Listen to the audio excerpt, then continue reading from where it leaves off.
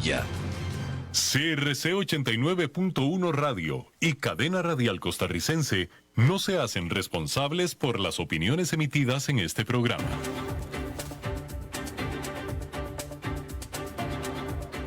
Inicia a las 5 con Alberto Padilla.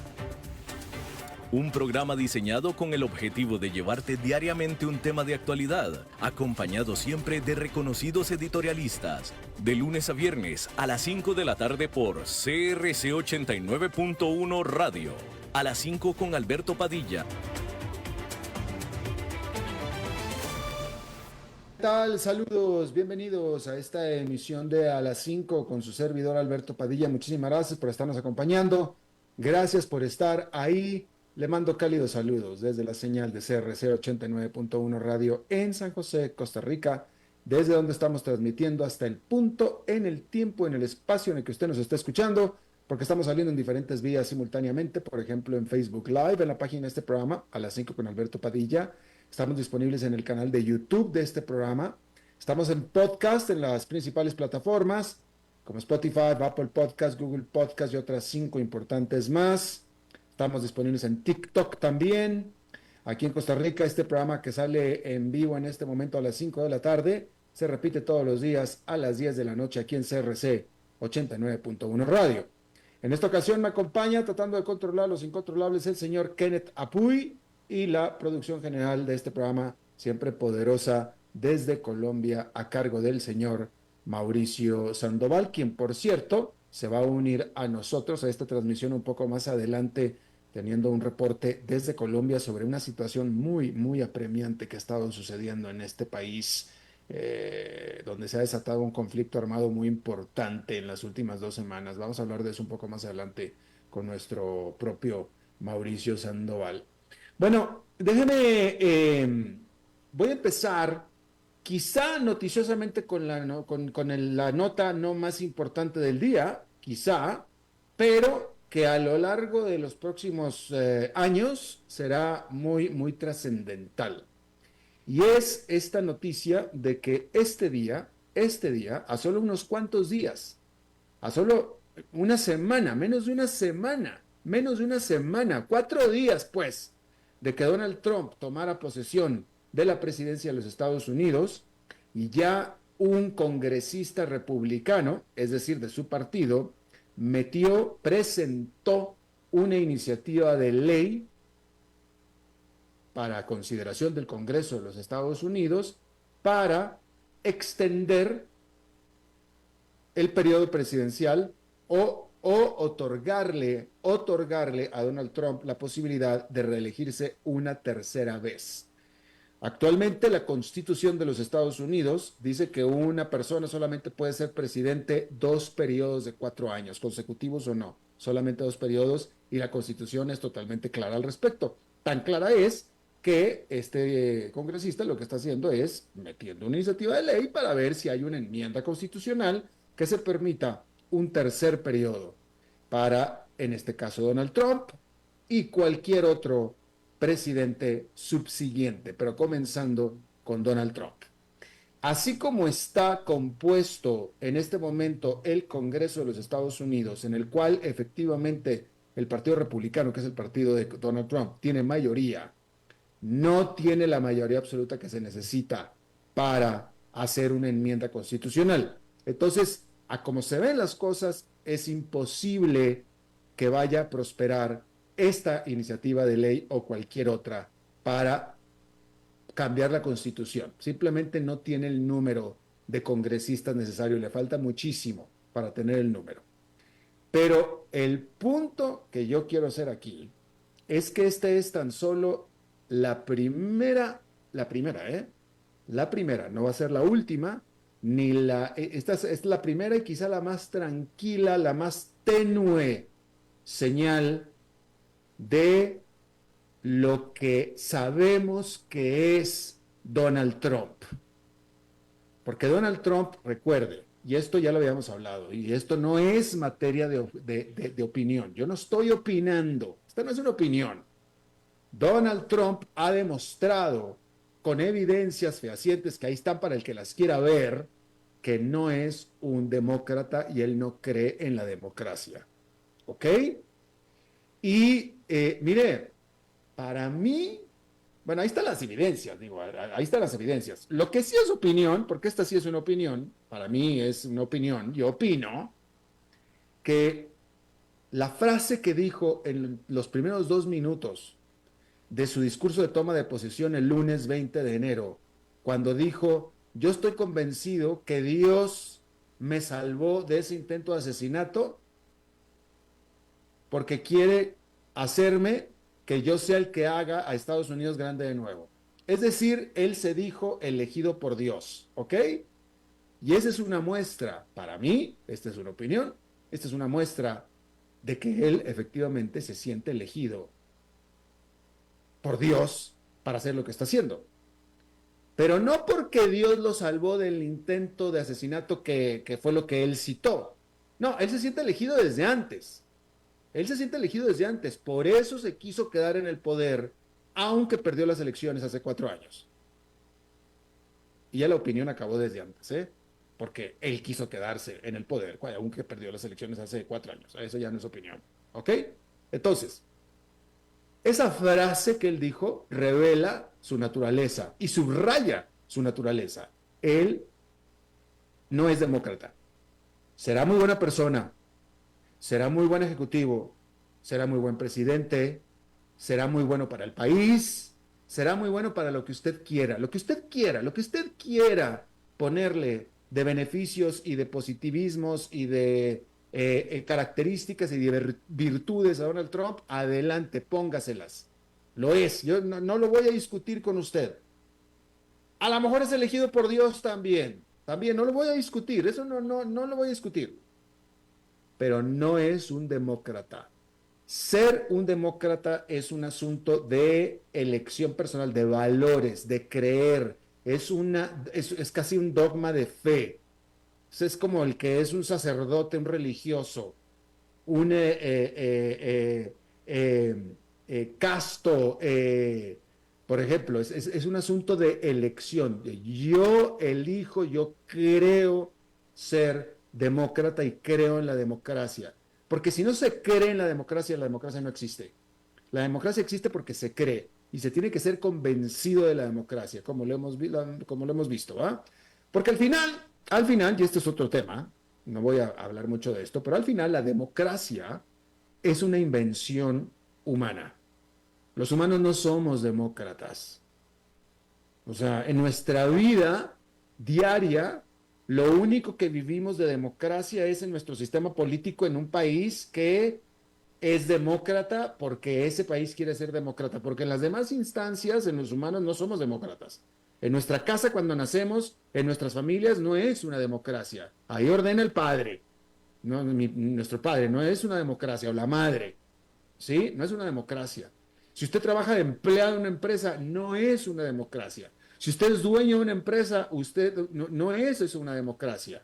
En ninguna de nuestras instancias de la vida normal del humano, la democracia no existe. Nosotros nos la inventamos porque también descubrimos, y la historia lo ha descubierto, que la política, que también inventamos, funciona mejor en democracia. Es la manera de poder hacer la política en democracia, pero ambas son invenciones, la política y la democracia, ¿ok? Pero entonces, la democracia es un asunto de creerlo, porque si no lo crees, entonces no se puede. Bueno, hasta ahora Estados Unidos ha sido un país democrático porque el país lo cree y cada uno de los presidentes que ha estado siendo presidente los últimos 45, porque resulta que Donald Trump es el número 45 y 47, entonces nada más vamos a contar 45, hasta que es el 45 y 47, por eso son 45, no cree en la democracia. Y Donald Trump no cree en la democracia. Para él, la democracia incluso le estorba para hacer todo lo bueno que él cree que Dios lo puso a hacer. ¿Ok? Entonces, yo nada más lo único que le quiero decir aquí, con esto termino el comentario. Esta es tan solo la primera señal.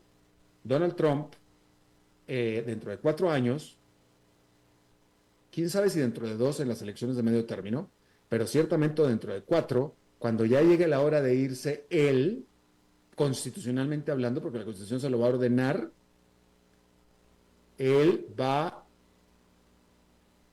a hacer, a imponer su voluntad que él crea que es la correcta y la necesaria para que se quede él, que ya va a estar muy grande de edad, o quien él crea que es mejor para lo que él cree que debe, el rumbo que debe tomar el país. ¿Sí? Es decir, va a ser lo mismo que hizo hace 4 años. Y de mí se va a acordar esta fecha del 24 de enero del 2025, que le estoy diciendo esto. Él lo va a hacer así, porque él no cree en la democracia, punto, no cree en la democracia. Él no, la democracia no es un valor. No existe, no es un valor. Entonces, tal vez él va a tratar de quedarse, tal vez, ya va a ser un hombre muy grande de edad, tal vez va a hacer que se quede J.D. Vance, cosa que lo dudaría, porque si él cree que J.D. Vance no es la persona, J.D. Vance, el vicepresidente de Estados Unidos, que en este momento le habrá servido para lo que le servirá, dentro de 4 años no sabemos, pero si él siente que dentro de 4 años van a ganar los demócratas, él va a tratar de imponer a la fuerza a alguien de él. Si no es que él mismo incluso, a la fuerza, lo mismo que hizo hace 4 años. Es decir, va a volver a romper el orden democrático, va a volver a romper la Constitución, si es que él siente que dentro de 4 años van a ganar los demócratas. Y no me queda claro que vaya a ser J.D. Vance al quien va a imponer, ¿eh? No me queda claro, a lo mejor va a ser otra persona. Vamos a ver. Pero de que si él siente que no se va a cumplir su voluntad dentro de 4 años, él va a tratar de romper de nuevo la Constitución, como lo hizo hace 4 años, porque él es así, ese es él, y él cree que él está aquí, y es más, y lo dijo también en la toma de posesión, no nada más dijo que Dios, también él dijo, yo estoy aquí porque el pueblo estadounidense tiene un mandato de que yo haga estas cosas que estoy haciendo, eso fue lo que dijo. Y esas cosas incluyen el romper el orden democrático. Y vamos a ver eso. Hoy, esta mañana, vimos tan solo el primer intento, la primera señal, muy tenue, no va a pasar, no va a suceder, no va a pasar una enmienda constitucional para permitir un tercer periodo, pero eso a él no le importa, eso a él le viene guango, totalmente guango. Recuerde, él viene muchísimo más empoderado. Le perdonaron todo lo del 6 de enero de hace 4 años. Se lo perdonaron, perdonado. Le dieron carta blanca, tiene carta blanca. Y perdonó a todos los que lo hicieron el 6 de enero. O sea, ese no fue problema. Ese no es problema para él en lo más mínimo. Lo va a volver a hacer, de mí se acuerda. Bien, cambiando de tema completamente, hay que decir que Israel dijo y avisó, prácticamente advirtió, que no se saldrá completamente las tropas de Israel del Líbano al final de este fin de semana, que es el fecha límite que tenía bajo el acuerdo de un cese al fuego con el grupo Hezbollah. Hay que decir que el gobierno de Israel está argumentando que este grupo militante Hezbollah no ha cumplido todavía con su parte del acuerdo, el cual fue alcanzado en noviembre, y por eso entonces, pues ellos simplemente no van a abandonar Líbano todavía. Hay que decir que el Líbano, no Hezbollah. Acuérdense que Hezbollah no controla el Líbano. Es un grupo muy fuerte, pero no controla el Líbano ni es gobierno del Líbano. Simplemente es un grupo militante. El Líbano dijo que la decisión de Israel virtualmente da por terminado el cese al fuego. Hay que decir que Estados Unidos está activamente negociando con ambas partes para tratar de salvar y que se lleve adelante este acuerdo de cese al fuego. Bueno, por cierto que Ucrania dijo que atacó a varios sitios estratégicos cerca de la frontera con Rusia, incluyendo una refinería de petróleo y una planta de microprocesadores durante una serie de ataques en la noche del viernes. Al respecto, el Ministerio de Defensa de Rusia dijo que interceptó 121 drones en varias regiones, incluyendo Moscú, lo que hace a este ataque uno de los más grandes perpetrados por Ucrania. Más temprano, Ucrania dijo que 3 personas habían muerto en la capital de Kiev por un ataque con dron ruso. En Eslovaquia, decenas de miles de personas se manifestaron en contra de Robert Fico, que es el primer ministro populista de Eslovaquia, así como también hubo manifestaciones en otras 20 ciudades alrededor de este país del centro europeo.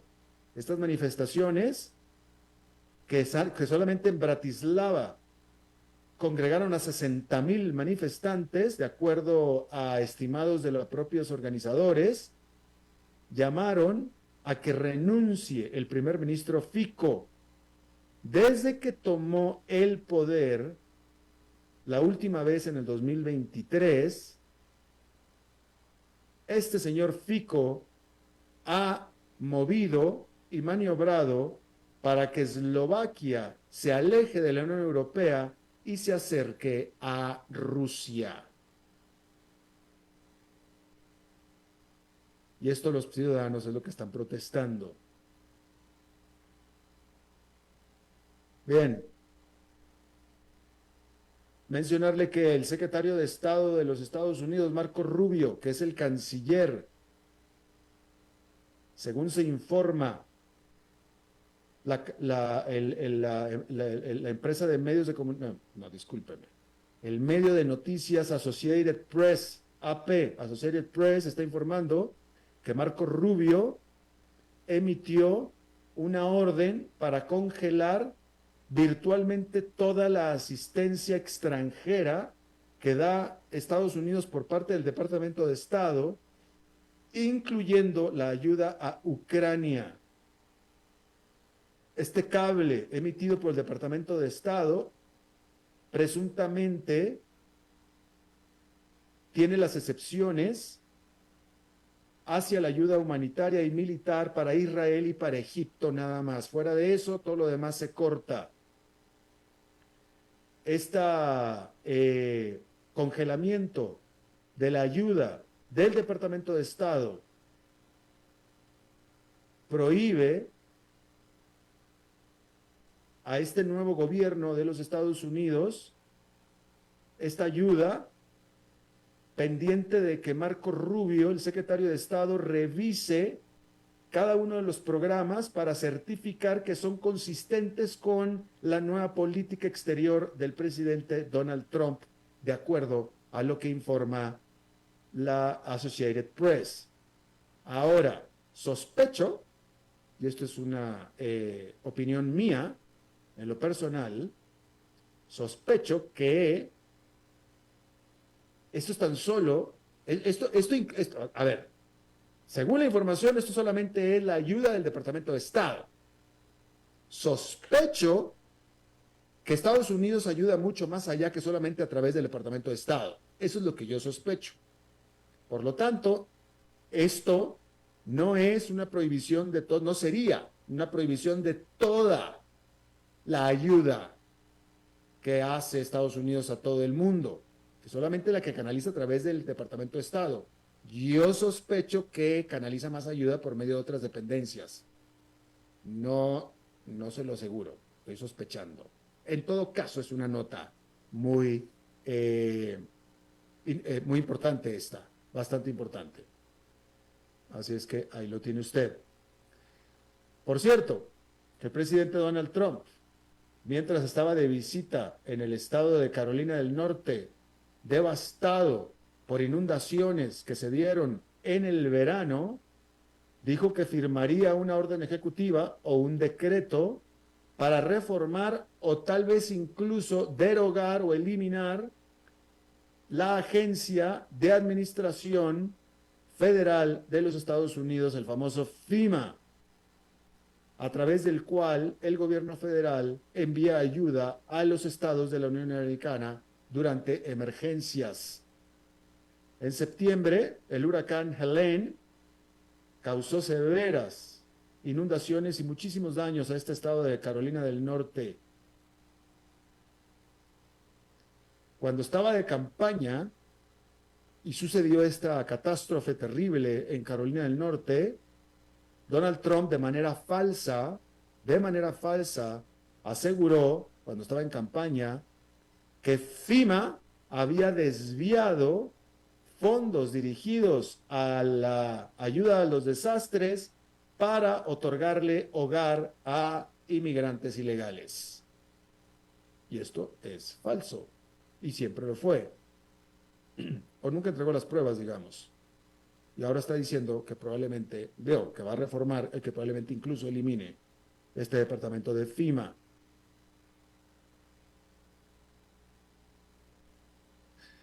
En Italia, el Banco Monte dei Paschi de Siena, muy emproblemado banco dentro del sistema bancario de Italia, propuso una toma amistosa de su rival mucho más grande, Mediobanca, por 13.900 millones de dólares.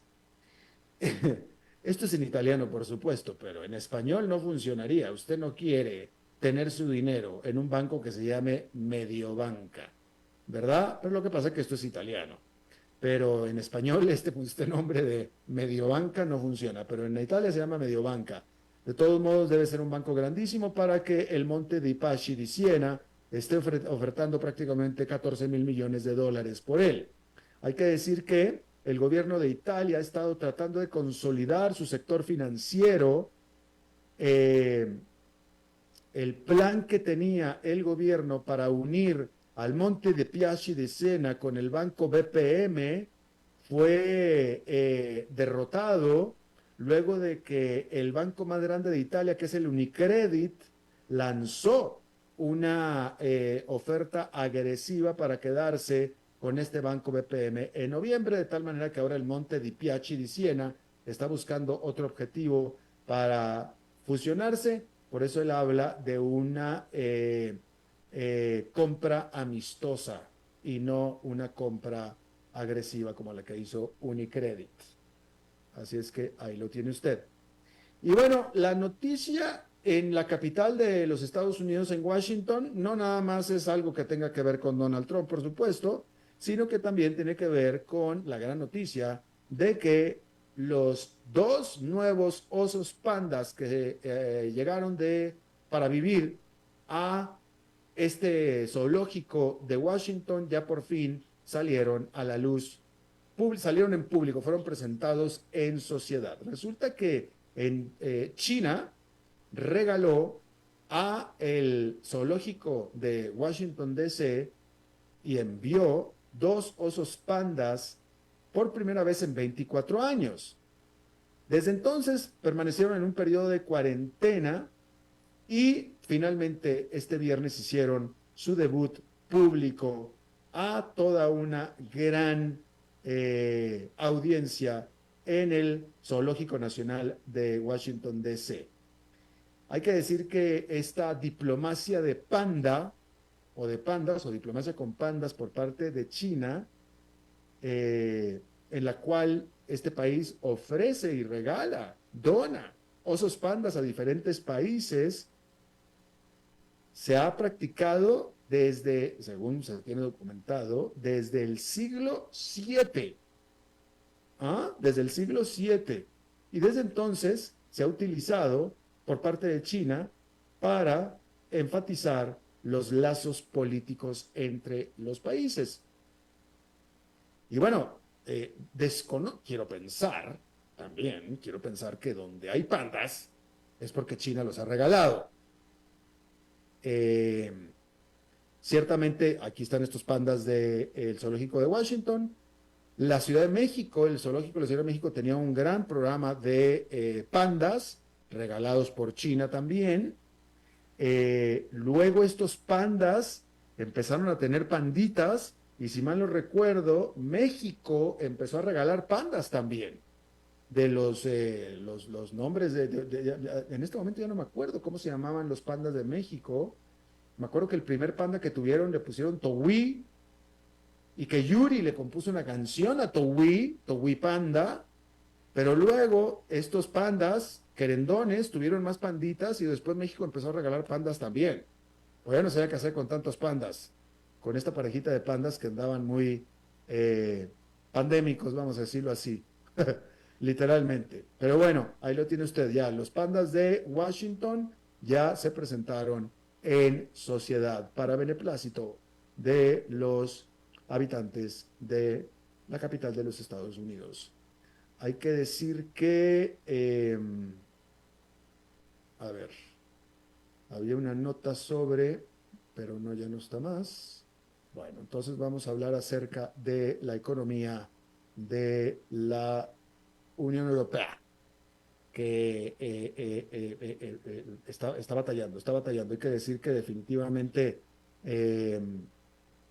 ante las últimas cifras económicas que está revelando la Unión Europea, los líderes de esta región de la Unión Europea estarán bastante tranquilos por lo pronto al darse cuenta que en lo que es hasta ahora la primera semana de toma de posesión o de Donald Trump en el poder, todavía no ha mencionado de manera directa algo en contra de este continente, específicamente en la forma de aranceles y cualquier otra cosa de algo que tenga que ver con afectar la economía del viejo continente, ¿sí? Sin embargo, de todos modos, y esto es, por eso están tan contentos, porque de todos modos la Unión Europea, la zona euro, tiene sus propios problemas, específicamente de falta de crecimiento. Y no se espera, desafortunadamente, que este crecimiento vaya a animarse, a activarse pronto. Y no necesariamente nada más por Donald Trump. Hay problemas dentro de la Unión Europea ya sin Donald Trump siquiera. Hay que decir que desafortunadamente tampoco se espera que Donald Trump se vaya a olvidar por completo de Europa, al menos no por mucho tiempo más. Hay que decir que el índice de compra, el índice de los gerentes de compra de la eurozona para el mes de enero, que se liberó este viernes, apunta a que definitivamente la economía de la eurozona está flotando, está al garete, literalmente. Este indicador al mes de enero subió marginalmente del 49,6 puntos que registró en diciembre a solamente 50,2. Subió medio punto, nada más, ¿sí? 50,2 es arriba de 50. Cualquier lectura arriba de 50 significa crecimiento. Mejor dicho, arriba de 50, ¿eh? 50 es no crecimiento, no decrecimiento. 50,1 ya es crecimiento. Ya está empezando a crecer. Bueno, registró 50,2, pero es marginal, literalmente marginal. Hay que decir que esta mejoría marginal principalmente fue sustentada por un fuerte desempeño del servicio de sector, del sector de servicios de la Unión Europea. El sector de manufactura en la Unión Europea es mucho más grande que el sector de servicios. El sector de servicios es mucho más chico que el sector de manufactura, si usted quiere, pero este sector de servicios está presentando un crecimiento muy importante, un desempeño muy importante. Hay que decir que Alemania, siendo la economía más grande de la Unión Europea, ha estado con su mal desempeño deteniendo, estirando a todo el resto del bloque, pero Alemania es la que empezó a crecer o dejó de estar en recesión, y eso es lo que está ayudando al número de todo el bloque. Sin embargo, ahora quien está afectándose es la segunda economía más grande de la Unión Europea, que es Francia, quien permanece todavía en recesión y quien tiene contenido a este indicador en 50,2, que no lo deja despegar. De tal manera que esta debilidad en el corazón de la Unión Europea es definitivamente una desventaja muy importante a la hora de estar negociando con un presidente que le gusta oler sangre como es el presidente Donald Trump, quien se va a agarrar de estos números débiles. Y desafortunadamente, ninguna de las dos economías más grandes de la Unión Europea, o sea, es decir, ni Alemania ni Francia tienen gobiernos lo suficientemente sólidos, fuertes y estables como para generar las reformas económicas que se necesitan para generar crecimiento económico. Entonces, por eso es que no se ve que el 2025 vaya a ser un buen año tampoco para la Unión Europea. Por cierto, un país que es el país, de hecho, de la Unión Europea, que está presentando muy buen desempeño, muy por encima, o sea, tiene buen crecimiento, por el orden del 3% anual, es España. España está teniendo muy buen crecimiento. España está muy bien. Lo que pasa es que no le alcanza el tamaño de la economía de España para sacar adelante en las cifras regionales de toda la Unión Europea. Así es que, pero bueno, como país le está yendo bastante bien a España. Así es que ahí lo tiene usted. Mencionar rápidamente que el banco, hablando de otra economía de las grandes del mundo, que también está en problemas, hay que decir que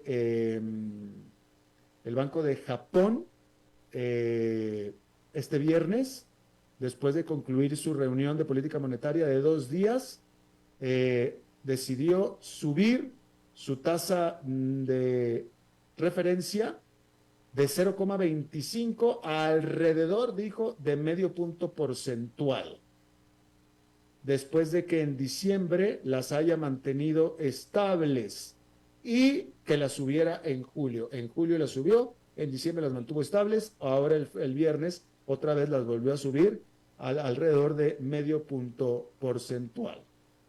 Así es que ahí lo tiene usted. La razón por la cual decidió hacer este movimiento el Banco de Japón es porque se eliminaron dos grandes incertidumbres.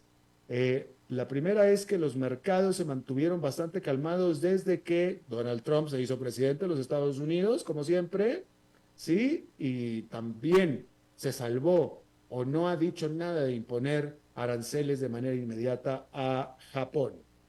Y mientras tanto también el propio Japón está presentando números en su Producto Nacional Bruto pues no tan malos. Así es que eso le dio tranquilidad a el Banco Central de Japón para subir de nuevo su tasa de interés a alrededor de medio punto porcentual. Vamos a hacer una pausa y regresamos con nuestra entrevista de hoy.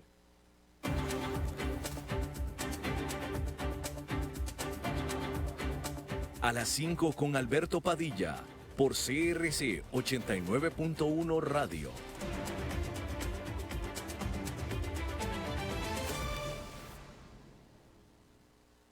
Transcomer presenta Visionarios. Somos Alejandra Garreta y Carlos Jara. Uno de los objetivos que siempre tuve en la vida fue poder pensionarme joven. Evaluamos muchas opciones y la que más nos convenía era con Transcomer. Y eso fue el año pasado. Trabajé hasta el 15 de diciembre de 2023. Transcomer. Desde 2003 hasta que lo logres. Es mejor evitar un choque. Unos segundos de cortesía evitarán atrasos y el estrés. Por eso, sea cortés, uno a la vez. Un mensaje de esta emisora asociada de Canara.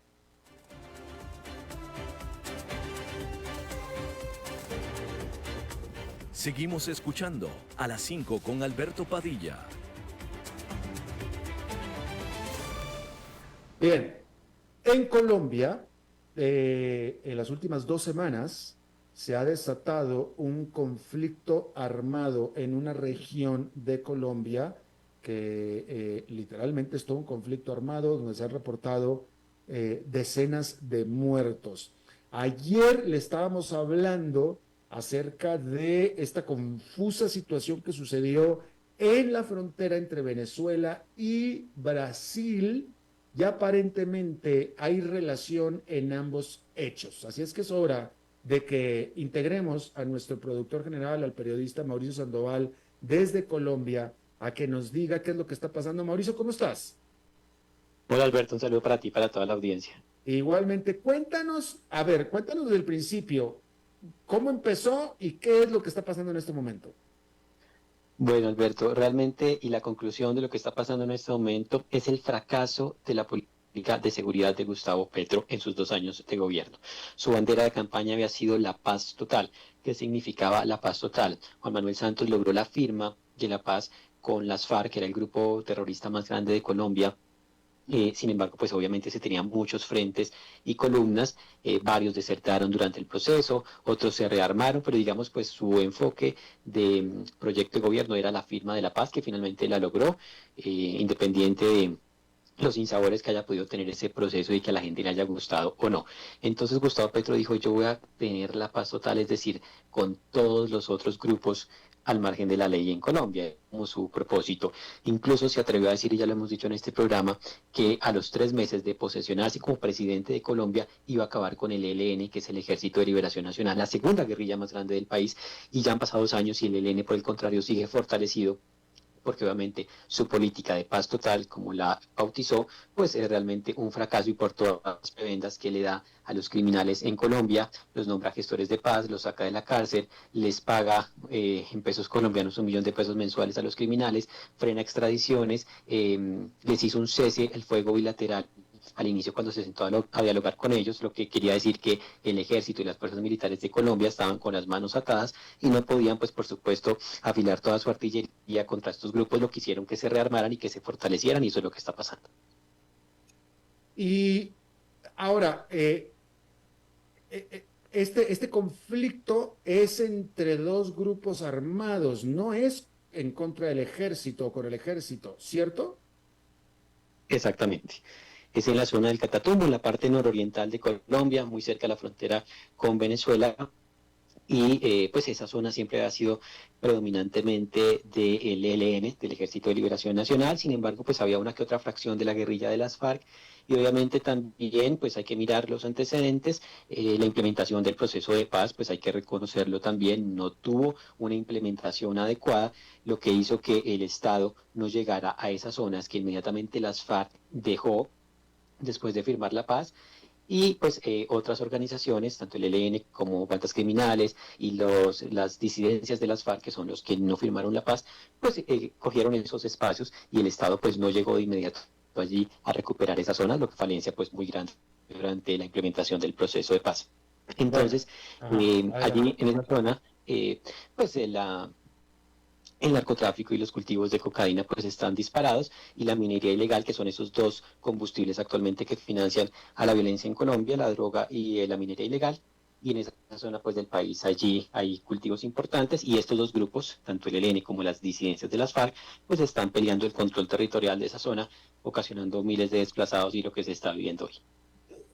Suena a que volvemos a tener, y esta es pregunta, pero me suena a mí a que volvemos a tener lo que hace tiempo que se tenía en Colombia, pero hace tiempo que no, que son zonas en las que el gobierno no tiene ya nada que ver, que están zonas entregadas a grupos armados, y que el gobierno no tiene intervención, y la población civil está desamparada.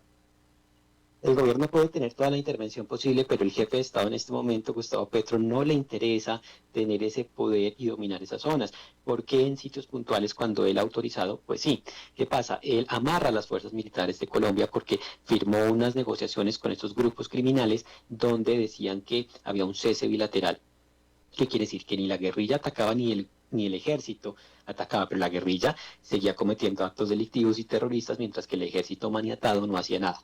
Ya una vez pasan estas cosas como lo que nombrábamos aquí en el programa, más o menos en septiembre del año pasado en el Cauca, que el gobierno decidió autorizar al ejército para que fuera al plateado allá donde estaban unos disturbios, y fueron con todas sus tropas y demás, y el ejército pudo entrar. Digamos, no estamos como dominados por la guerrilla como hace algunos años. El gobierno, si tiene la voluntad de ingresar y de ordenar ese ingreso y los bombardeos que fueron suspendidos, pues lo puede hacer, como pasó en su momento el año pasado en el Cauca y este año allí en Norte de Santander. Una vez se conoció eso, el presidente autorizó, y el ejército ha estado estas 2 semanas allá sacando a la gente, ha abatido a varios guerrilleros, han capturado a otros, han ayudado a sacar a las personas desplazadas, les están llevando comida. Entonces, digamos, el poder de las fuerzas militares está, aunque está un poco desgastado porque pues llevan mucho tiempo sin operar. Entonces también pues cuando la gente deja de hacer su ejercicio diario, pues digamos también pues se ve que no tienen la misma diligencia que lo hacían antes, pero es voluntad política simplemente. ¿Qué hay? Tú nos puedes corroborar los reportes que yo ya he leído en varias partes, las aseveraciones de que gran cantidad de colombianos han tenido, que tú acabas de decirnos que hay muchos desplazados. Gran parte de estos desplazados han terminado al otro lado de la frontera en Venezuela. Son cifras oficiales, actualmente se reportan cerca de 36.000 personas desplazadas, la mayoría van hacia Cúcuta, que es la capital del departamento de Norte de Santander, y a los cascos urbanos de Tibú y otros municipios ahí en la región. Otros han sido desplazados a Bogotá principalmente. De esos 36.000, solamente 3.000 han pasado la frontera a Venezuela. Ahora, ¿qué está pasando con este confuso, ¿cómo lo voy a llamar? Situación, no voy a decir conflicto, entre otro punto de la frontera entre Venezuela y Brasil, y qué tiene que ver, que lo informamos nosotros ayer, y si tiene alguna relación con lo que está pasando en Colombia? Pues mira, ya hoy, después de muchas especulaciones, se logró confirmar que efectivamente pues ese cierre de esa frontera ya se había solicitado previamente por el régimen de Nicolás Maduro a Brasil, porque estaban conmemorando una cosa importante, y en Venezuela realizan periódicamente una actividad que se llama Escudo Bolivariano, donde las fuerzas militares hacen simulacros y entrenan y hacen pues diferentes pruebas allí para fortalecer su capacidad militar y de defensa. Entonces, en las últimas 24 horas se especularon muchas versiones. Una de esas era pues que Venezuela estaba cerrando las fronteras para evitar pues digamos lo que estaba pasando en la frontera con Colombia, después que era como una amenaza hacia el gobierno de Lula, que finalmente pues después de apoyarlo muchos años se retractó. Unas personas decían una cosa, desde el ejército venezolano decían otra, los militares que estaban allí en la zona decían que eso lo hacen con frecuencia porque pues la frontera, digamos, allí en ese espacio es muy, muy pequeña, y las tanquetas y eso tienen que pasar un poco a Brasil para poder retornar, y que eso lo hacen con mucha frecuencia. Y después de especulaciones, pues Brasil solicitó una explicación formal a Venezuela, y pues finalmente se logró confirmar hoy en las últimas horas que ya Venezuela había pedido ese permiso para cerrar ese espacio por 24 horas para hacer estos simulacros militares, en el caso paranoico que tiene Maduro de que pues se lo vayan a atacar desde algún país vecino. Pero pues pidieron la solicitud por 24 horas y efectivamente después de 24 horas se reabrió la frontera, y ahorita ahí pasó pues sin ningún problema. Allí ya lo habían hecho también el 10 de enero cuando habían hecho otros ejercicios militares y también habían pedido el permiso oficial a Brasil. Ya, ok. Ahora, ¿qué es lo que ha dicho el presidente o el gobierno de Colombia para resolver la situación en esa parte del país? El gobierno de Colombia, como lo ha pasado en estos 2 años, y es que todo lo que criticó en su momento cuando era oposición lo está haciendo. Toda la corrupción que criticó lo hace, todo lo que, digamos, cuestionó en su momento lo está haciendo. ¿Qué pasó, digamos, en el gobierno de Iván Duque cuando hubo una guerra pues muy similar, no de esas proporciones con tantos desplazados, pero digamos un conflicto allí en el departamento del Cauca, que es otra zona complicada del país? El presidente Duque estaba de viaje en una gira internacional, y Gustavo Petro y su séquito pues lo cuestionaban, que él tendría que estar en Colombia solucionando. Pues resulta que Gustavo Petro, en las últimas horas, cuando el país está incendiado en esa parte norte, pues él estaba en Haití, ¿no? Entonces, haciendo una visita de Estado que nada que ver, y no tenía pues que estar haciendo nada ya, según él, ¿no? Entonces, sin embargo, desde el exterior pues ya anunció que hay un decreto de conmoción interior, que es como un estado de excepción, donde asegura pues que con la situación que se está presentando en este momento, el Estado no tiene la capacidad ni las herramientas para pues solucionar lo que está pasando, y este decreto pues le permite tomar decisiones por decreto sin necesidad de pasar al Congreso y demás. Pues había mucha especulación porque decían que de pronto lo iba a decretar en todo el territorio nacional, lo que da pues preocupación porque pues eso le da muchas facultades y tú das pues el miedo que hay con él, ¿no? Pero pues finalmente lo decretó solo en esa zona de norte de Santander, no especificó muy bien cuáles van a ser las tareas que va a implementar a través de ese decreto. Se espera que en las próximas horas se conozca. Lo que sí dijo es que, pues obviamente, como te decía, el Estado no tiene actualmente las capacidades ni los recursos, según su presupuesto y demás, pues para atender lo que está pasando allí en esa zona. Y se espera pues que ya se amplíe un poco más este decreto y se conozca en detalle hasta cuándo va y cuáles son como las funciones adicionales que tendría el presidente para ejecutar allí y lograr pues minimizar esa situación. Pero a ver, lo que yo estoy entendiendo, de acuerdo a lo que tú estás diciendo, es que el presidente Gustavo Petro declaró: yo no puedo solucionar ese problema que está ahí, yo no tengo la capacidad. Digamos, como él la puede solucionar ya de acuerdo a este decreto, porque digamos directamente, según él, porque pues muchos analistas dicen que no es necesario haber expedido ese decreto de conmoción interior y que el Estado con todas sus fuerzas militares y demás pues lo puede hacer. Pero entonces digamos, lo que él dice es que él lo puede hacer si ya pues le firman este decreto, que ya lo autorizaron, porque con las herramientas, según él, que tiene actualmente, con los dineros que tiene actualmente aprobados por el Congreso, con la normativa que actualmente él no puede pues ejecutar, pero ya a través de este decreto pues ya puede hacer, digamos, lo que él quiera. Suena ahora entonces, ahora que haces esta explicación, suena a un tipo Álvaro Uribe que está preparándose a lanzar el ejército con todo, aplastar aquella zona. No, por el contrario, porque tú sabes que él ha tenido muchas gabelas con eso. Entonces, más lo que muchos dicen es que lo que él está buscando es, no sé, pues a través de estas cositas como ir abonando el terreno para quedarse en el poder más adelante, porque el ejército lo tiene allí a su disposición. Y ya lo hemos visto en estas 2 semanas, el ejército ha estado allí permanentemente, ha recuperado presencia en algunos municipios de esa zona. Entonces lo que dicen es que para que tenga más recursos económicos para poder brindar ayudas económicas a los desplazados, este tipo más de operación militar, más de operación económica. Y lo que muchos dicen es que al tener más dinero, digamos, más flujo de caja él en su poder, sin necesidad de permisos, ni de firmas, ni de autorizaciones, pues va también abonando terreno para su posible reelección, que en este momento está prohibida. Pero tú sabes que con más recursos, pues compra congresistas, compra políticos, pues lo que ya se ha denunciado también, ¿no? Ahora, de los últimos presidentes, o sea, de todos los presidentes de Colombia, desde que Colombia tiene conflictos armados, el único presidente que conoce por dentro lo que son los conflictos armados, puesto que él mismo fue parte de, es precisamente Petro. Se supone, pero se supone, o a lo mejor es muy idealista, porque lo que te digo, él decía que a los 3 meses de posesionarse, y ya va 2 años, iba a acabar con el ELN, y nada, que él decía que durante muchos años, pues el gobierno de Colombia, su política de seguridad era la fuerza, era capturar a los delincuentes, era acorralarlos, era abatirlos, hasta que llegó Santos, digamos, hizo un poco más de diálogo, y Petro seguía en esa línea, decía que pues ya vimos que durante muchos años no funcionó la fuerza, y que pues era importante mirar el diálogo, y que a diferencia de Santos lo iba a hacer, por eso su política era la paz total, con todos los grupos criminales, bandas emergentes nuevas, la guerrilla del ELN, las fracciones de las FARC que quedaron sin involucrarse al acuerdo de paz, pero vimos que realmente fue un fracaso su diálogo, porque para dialogar, y ya lo hemos visto en Colombia, pues hay que no debilitar ni dejar de lado la fuerza, o sea, seguir negociando en medio del conflicto como hizo Santos, sin embargo, seguían en disputa, pero eso los ayudaba a firmar más rápido. Pero aquí con todas las gabelas de freno las operaciones militares, pues estos guerrilleros se rearmaron, buscaron zonas donde ya habían salido las FARC y pudieron asentarse allí, comprar nuevo armamento y seguir delinquiendo, porque el Estado, digamos, no hacía presión contra ellos. Entonces pues eso fue un error táctico de grandes dimensiones. Ya. Bueno, pues Mauricio Sandoval, periodista y productor general de este programa, te agradezco muchísimo, Mauricio, por tu reporte desde Colombia. Gracias a ti y un feliz fin de semana para todos. Igualmente para ti, Mauricio. Y bueno, hablando de que ya vamos para el fin de semana, vamos a cerrar esta emisión de viernes, como siempre lo hemos hecho, con el segmento de Bienestar Alternativo. Vamos a hablar de Bienestar Alternativo con Mafa Moya. Mafa. Feliz viernes, querido Alberto, Mauricio en los controles, y a ustedes, queridos oyentes, como todos los viernes, bienvenidos a este espacio de bienestar.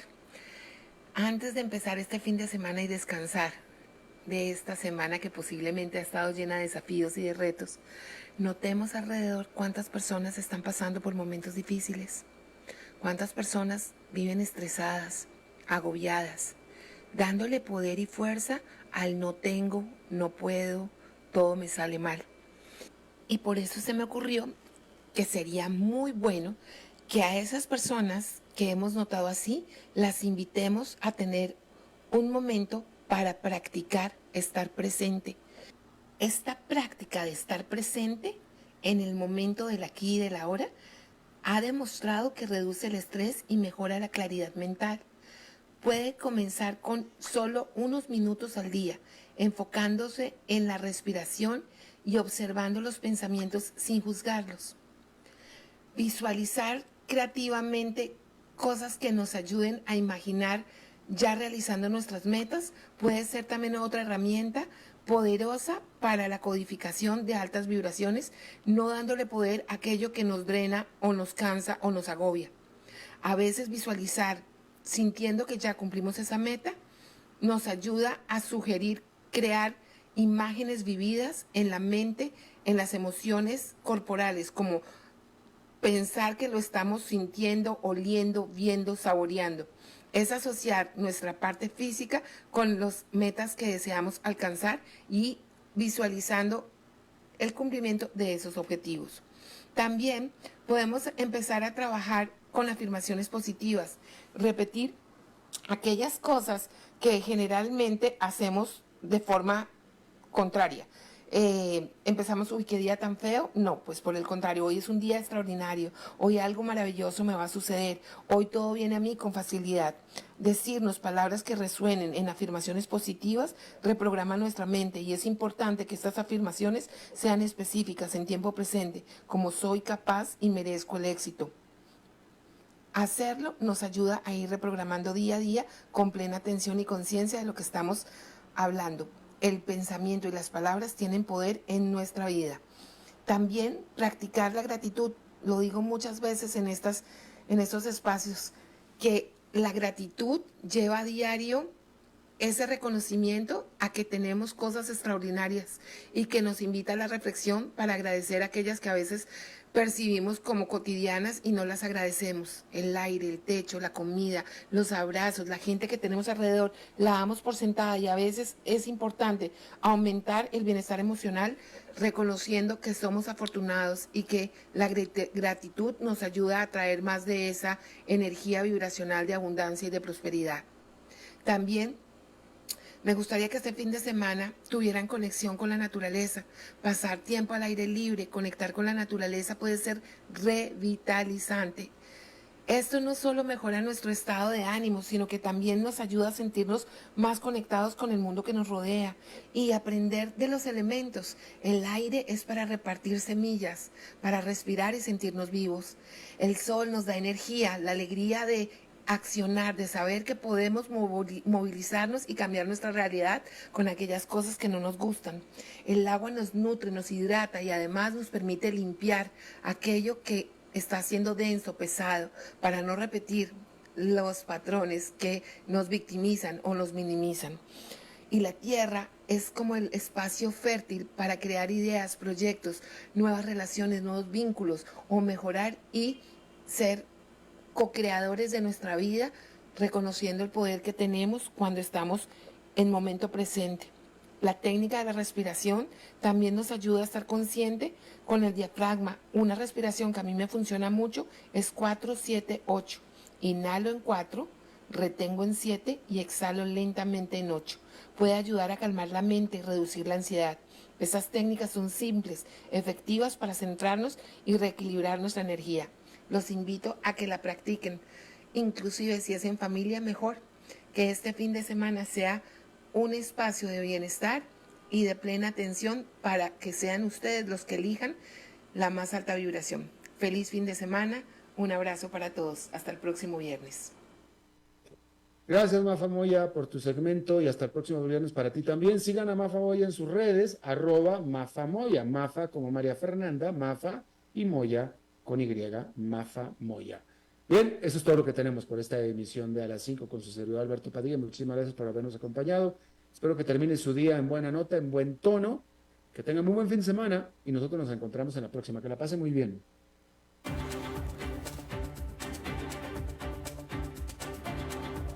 Concluye A las 5 con Alberto Padilla.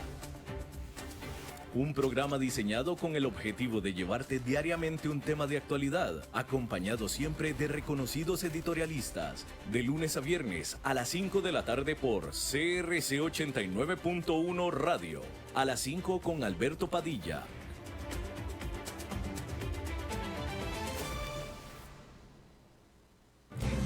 A las 5 con Alberto Padilla fue traído a ustedes por Transcomer, puesto de bolsa de comercio. Construyamos juntos su futuro. Somos expertos en eso.